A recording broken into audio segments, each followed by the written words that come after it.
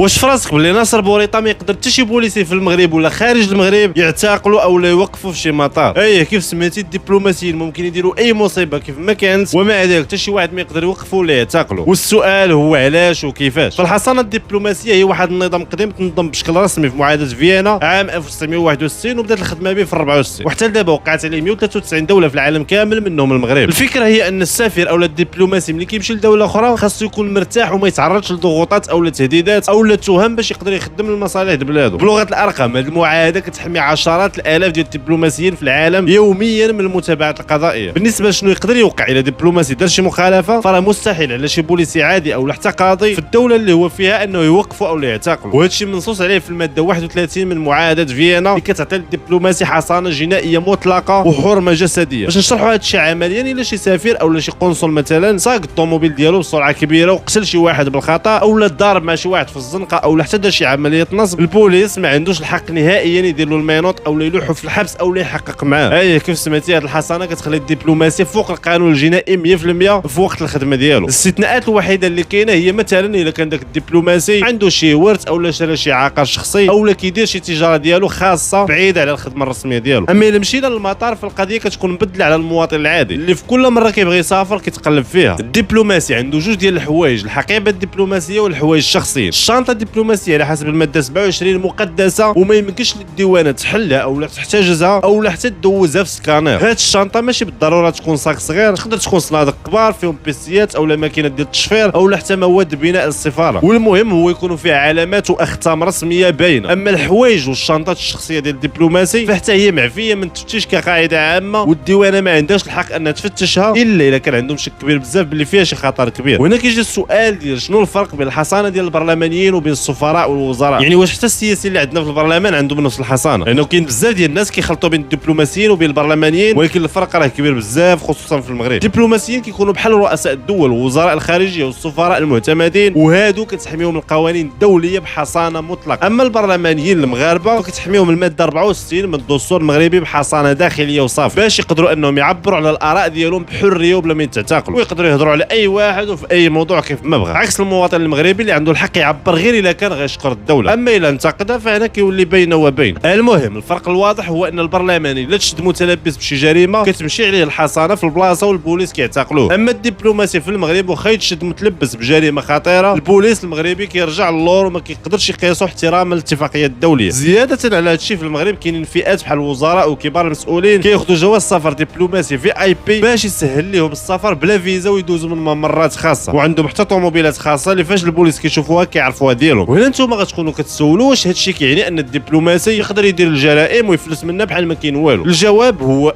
ولا في نفس الوقت، حيت كاينين واحد 4 الحلول واقعيه. اولا الدوله اللي فيها هذاك الدبلوماسي تقدر تستعمل الماده 9 وتعلن شخص غير مرغوب فيه وتجري عليه لبلادو مباشره. ثانيا الدوله تاعو تقدر تنازل على الحصانه ديالو على حسب الماده 32 وتخليه يتحاكم في الدوله اللي دار فيها الجريمه. ثالثا ملي كيسالي المهام ديالو وكيرجع لبلادو كيتعامل كمواطن عادي ويقدر يتحاكم تماك على داك الشيء اللي دار. ورابعا هذه الحصانه ما خداماش قدام المحاكم الجنائيه الدوليه بحال المحكمه الجنائيه ديال لاهاي. وكاين قصص اللي معروفه وقعت في هذا الموضوع، بحال مثلا واحد القضيه مشهوره وقعت بين بلجيكا والكونغو الديمقراطيه بالضبط في 11 ابريل 2000، فين بلجيكا خرجت مذكره بحث دوليه باش تعتقل وزير الخارجيه ديال الكونغو في ديك الوقيته عبد الله يروديا بتهمه التحريض على الكراهيه والجرائم ضد الانسانيه اللي ماتوا فيها المئات في 1998. الكونغو ما بغاتش ودغيا دعات بلجيكا في محكمه العدل الدوليه، وفي 14 فبراير 2002 المحكمه خرجت حكم تاريخي ب 15 صوت مقابل 1، وقالت باللي بلجيكا خرقت القانون الدولي حيت الوزير عنده حصانه مطلقه مادام كاين في المنصب ديالو. وكاين حتى القضيه ديال 2019 من مرات واحد دبلوماسي امريكي سميتها ان ساكولاس ضربت واحد الشاب بريطاني عنده 19 عام ومات، وهي هربت للميريكان حيت كتستافد من الحصانه العائله على حسب الماده 37 اللي كتحمي العائلات ديال الدبلوماسيين وكتعاملهم بنفس الطريقه ديالهم. وهذا ما كان دوزو بخير.